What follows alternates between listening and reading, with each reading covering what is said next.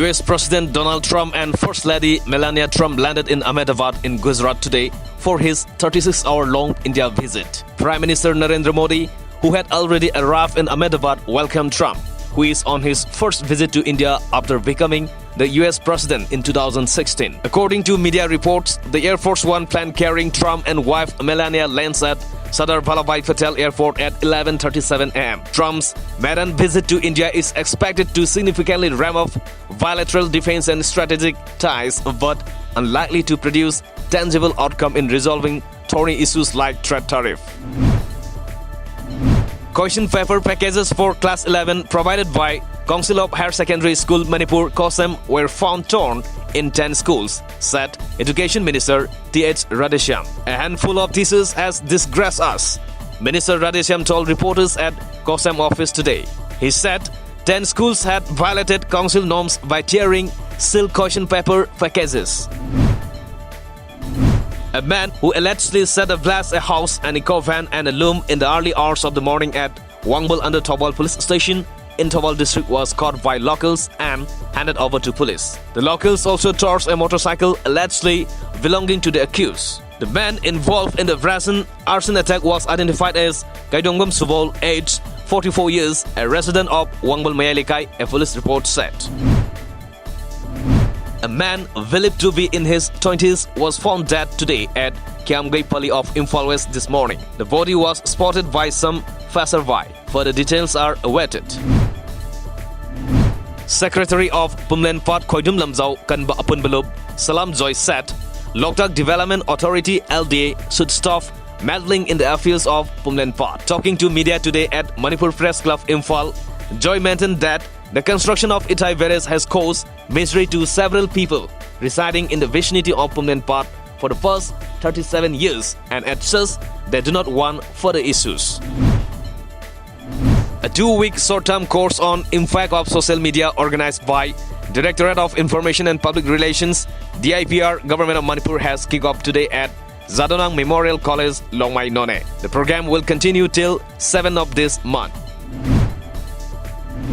All Manipur recognized private schools welfare association has claimed that the state government's No School Back Day will become one of the factors which affects the career of students, especially in class 6 to 10, as many of them do not come to school on this day.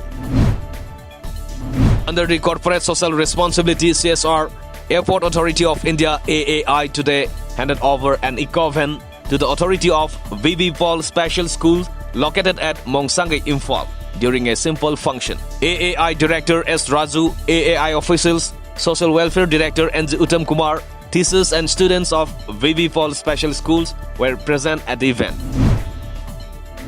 Nongmaitem Dental Clinic and Research Institute in association with Humanity Fitness Center organized a one-day free dental camp today at the Humanity Plus Fitness Center, Uripok, Asomlaikai, Imphal. All Manipur Students Union AMSU Singjamai branch organized a district-level mathematics competition at Manipur College, Imphal yesterday. Around 800 students took part in the competition under 2 categories, Class 3 to 5 and Class 6 to 8. The Supreme Court deferred the hearing of PIL against the Sahin Bagh protest to February 26 next after the appointed interlocutors submitted the reports in a sealed envelope. The top court is hearing PILs against the protests over the contentious Citizenship Amendment Act and blockade of roads, saying this was causing difficulties for people in nearby areas. The first consignment of TAVOR X-95 assault rifles reached Nagaland.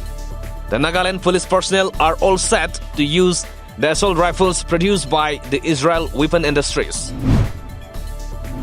India Incorporation is sending face masks, sanitizers, soaps and disinfectants as companies do their bit to help China cope with shortage as the world's most populous nation grapples with the COVID-19 outbreak that claim about 2,500 victims so far. Companies across the world have been seeking to assess the impact of the coronavirus outbreak that has halted manufacturing in China for global supply chain as well as the domestic market.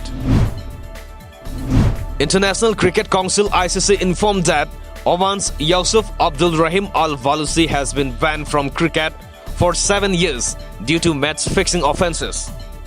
According to media reports, Al-Valusi was found guilty of vracing the ICC Anti-Corruption Court on 4 counts relating to 2020 World Cup qualifiers held in the United Arab Emirates last year.